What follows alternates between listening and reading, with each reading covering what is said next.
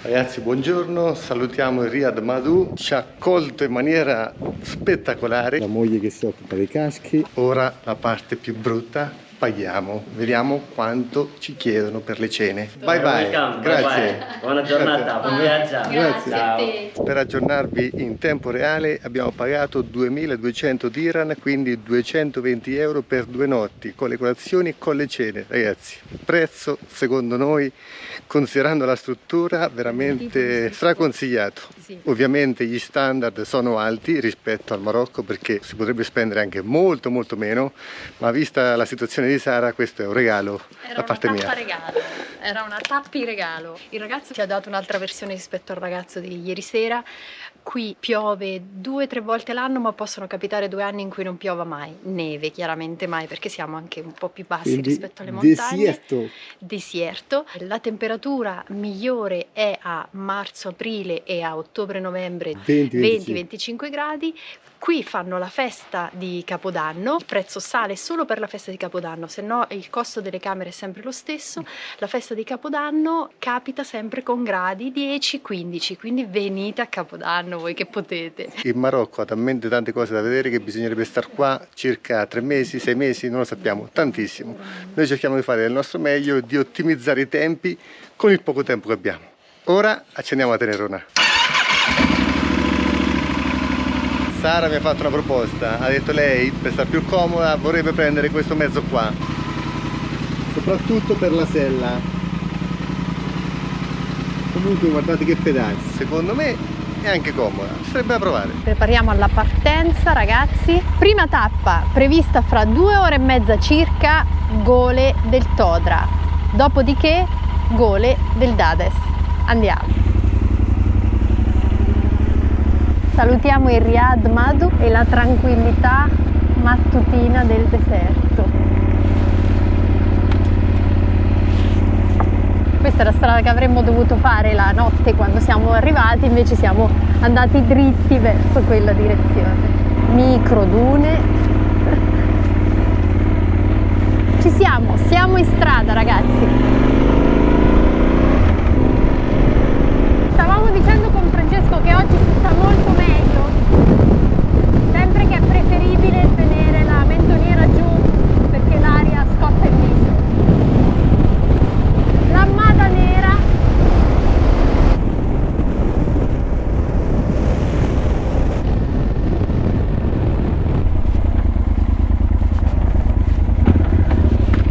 non so quale strana idea gli sia venuta. Momento foto sulla Mada Nera e sfondo delle dune dell'Erkshebbi. Un secondo.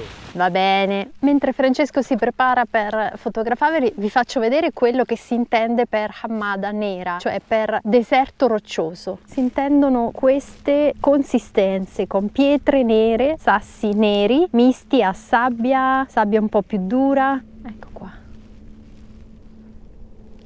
Si alterna alla sabbia ed è un antideserto, cioè prima del deserto vero e proprio.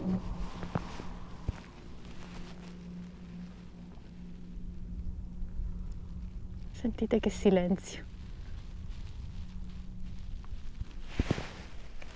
Molto traffico, come potete osservare. Ripartiamo dopo il momento foto. Che è durato 10 minuti. Che è durato 10 minuti, ne doveva durare massimo 1 o 2. E che, come dice qualcuno, in un paesaggio così tendi a perderti per poi ritrovarti. La rarissima vegetazione presente nel deserto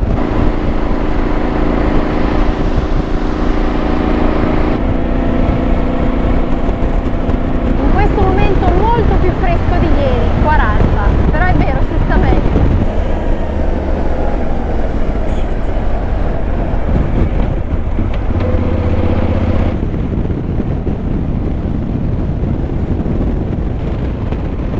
Questo è il tratto di strada che abbiamo fatto arrivando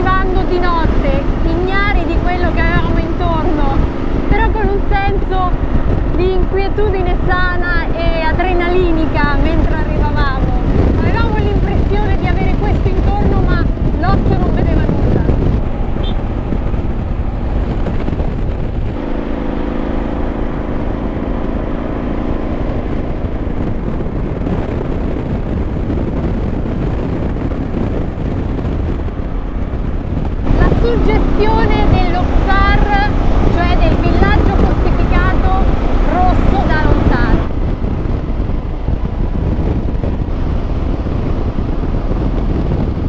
Scopriamo ogni tanto delle esposizioni di fossili, perché questa è una zona preistoricamente molto illustre, cioè molto importante, e quindi loro vendono tutto ciò, dicevo, che può essere ricondotto a minerale fossile.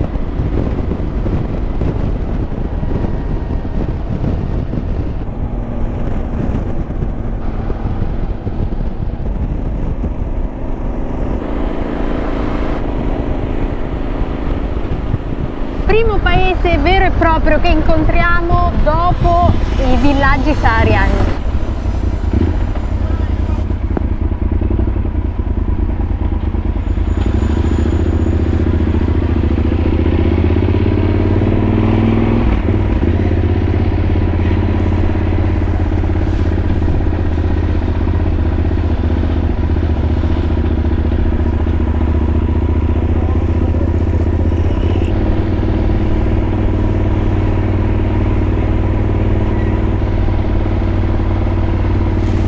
Odore di pane appena sfornato.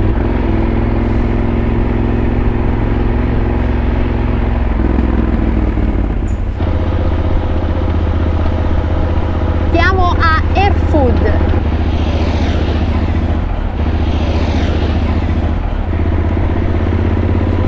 Francesco sta dicendo, certo, rispetto ai villaggi sahariani qui si fa un'altra vita, insomma una vita molto più simile alla nostra, tra virgolette, però con molti più agi rispetto a Merzouga o ai villaggi nei dintorni. Questo è lo XAR,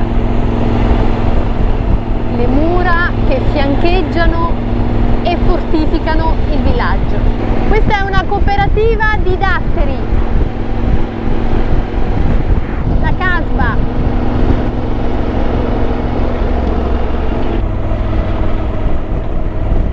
Per l'irrigazione delle palme loro hanno un sistema chiamato Kettara che comprende delle chiuse e dei canali funzionanti da secoli.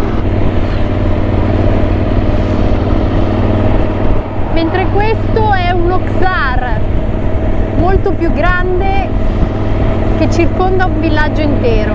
In questa cittadina tante donne in velo nero. Mi viene da pensare che sia un Islam un po' più forte. Quasi tutte le donne in velo nero con scoperti solo gli occhi. Non c'era mai capitato finora qui in Marocco.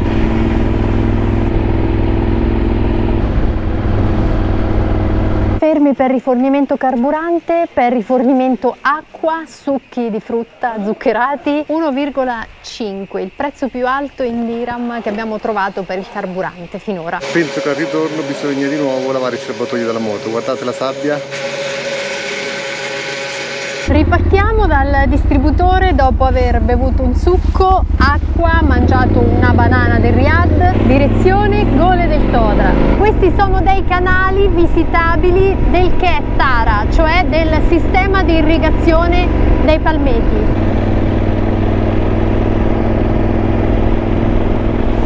Una scritta sul sasso ci avverte che Ouarzazate dista da qui 275 km. Che si apre davanti a noi è la catena dell'Alto Atlante che circonda Marrakech e quindi ci porterà fino alla città simbolo del Marocco. Siamo a 1000 metri d'altezza, il territorio è piatto, quasi lunare. Comunque loro tendono a piantare moltissime palme, anche adesso ne incontriamo tantissime di piccole, appena piantate. Perché sono importanti i palmeti? Innanzitutto per l'ombra che generano, poi per la produzione dei datteri, molto pregiati, e poi perché all'ombra delle palme, ma questo soprattutto nelle palmeree, nei palmeti molto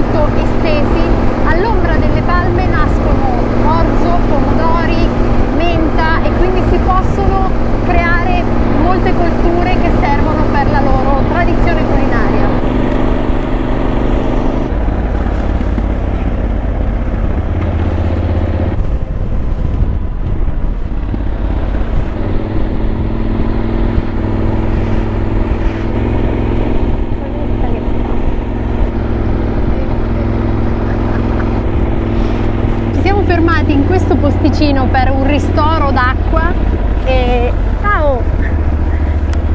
Questo ragazzino ci si è avvicinato insieme ad altri ragazzini incuriositi che forse l'hanno chiamato, e lui si è avvicinato e ha detto: siete italiani? No, perché io sto a Roma. Parlava romanesco proprio. Erano 2 mesi che era qua in vacanza, sarebbe tornato fra 2 giorni. Era un po' triste perché però preferiva Roma. Qua è troppo caldo, non si sta bene, il caldo qua t'ammazza. Fantastico. Poi si è avvicinato un altro ragazzo che invece vive a Bergamo, ha aperto una sua officina, 30 anni, anzi se mai vedrà questo video lo salutiamo perché è stato carinissimo, perché diceva: adesso ho una mia officina, aveva già un bambino, sognerà di tornare chiaramente, però con lo stipendio, ci ho detto sì, con uno stipendio medio italiano qua fai il sindaco e oltre. È stato bellissimo anche incontrare gente italiana, perché loro erano italiani, il ragazzo di Bergamo parlava proprio quasi in milanese secondo me, il bimbo di Roma che ho salutato parlava proprio romanesco. È stato bello perché sapevano benissimo le problematiche italiane, ma conoscono benissimo le problematiche marocchine, quindi è stato un confronto molto piacevole. Comunque gli abbiamo chiesto: farai anche tu tanti figli come sono soliti fare i ragazzi qua? E lui ci ha detto: sì, ma io vivo in Italia, come faccio? Massimo 2, mi ha detto, ma difficile. Quindi le mentalità che cambiano, le cose che progrediscono nel bene o nel male non lo sappiamo, è il solito bandolo della matassa che non si trova. Però lui ci ha lasciato offrendoci ospitalità e ci ha anche detto: ragazzi, la vita non si sa mai, magari ci si rincontra in Italia, la vita è strana, e speriamo di sì, perché è stato davvero un piacere. Ci ha consigliato Ouarzazate perché secondo lui è veramente bellissima. Saremo lì stasera. Ultima info importante per chi volesse campeggiare: lui ci ha detto: tutto il mondo è paese, il Marocco non fa eccezione. Le grandi città sono un po' più pericolose, come in Italia non c'è né più né meno. In queste zone qui, ha detto zona Ouarzazate, Rachidia, siamo famosi in questa zona, ha detto, per essere un posto estremamente tranquillo. Se tu ti vuoi fermare di fianco alla strada con una tenda puoi farlo, nessuno ti dice nulla, le chiavi sulla porta, i finestrini delle macchine aperte, assolutamente, siamo proprio famosi per questo. Francesco sta dicendo che la grandezza di questa strada ricorda la strip di Las Vegas. Comunque quest'anno al cartello attraversamento Renne abbiamo aggiunto il cartello attraversamento Dromedari, ci mancava. 13 km alle gole del Todra, per cui finiremo all'interno di questa catena montuosa che abbiamo di fronte. Siamo a Tirghir, quindi dobbiamo proseguire, fare un pezzo di strada per raggiungere le gole.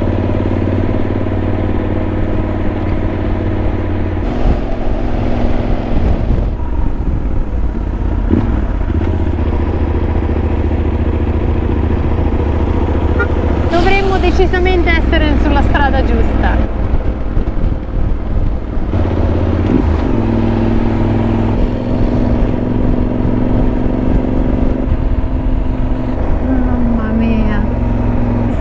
Essere nel territorio americano dei parchi nazionali, dei parchi naturali, dello Utah, dell'Arizona, è fantastico. In più si hanno le costruzioni dell'uomo, quindi la mano dell'uomo che è intervenuta. Mamma mia, spettacolo!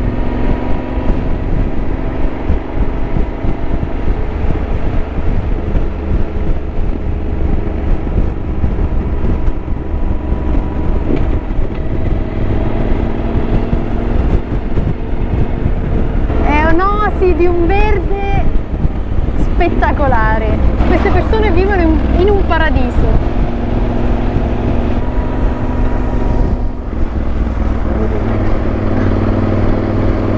Insegna del telefono pubblico. 10 minuti alle gole del Todra. Fra mi suggerisce 1410 metri di quota. Davvero è un piccolo paradiso di localini. La temperatura è di tanto migliorata e per qualcuno di voi che volesse pernottare qui ci sono dei camping e degli hotel favolosi, carinissimi proprio.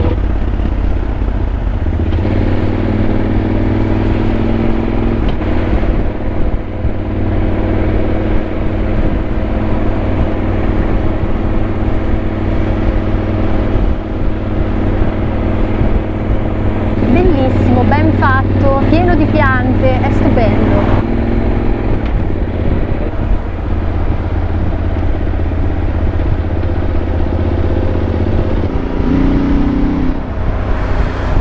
Delle signore stavano facendo il bucato probabilmente nell'Oued Todra, cioè nel fiume Todra.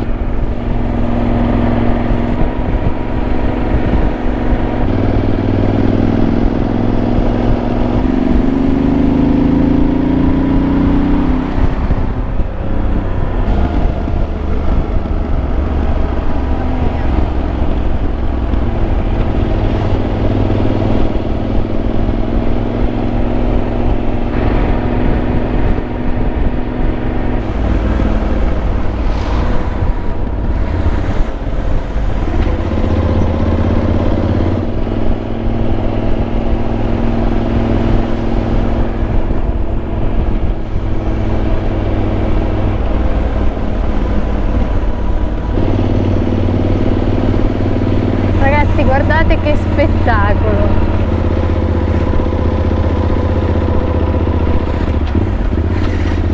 Sta cadendo anche qualche goccia, ma facciamo finta di nulla. Mamma mia!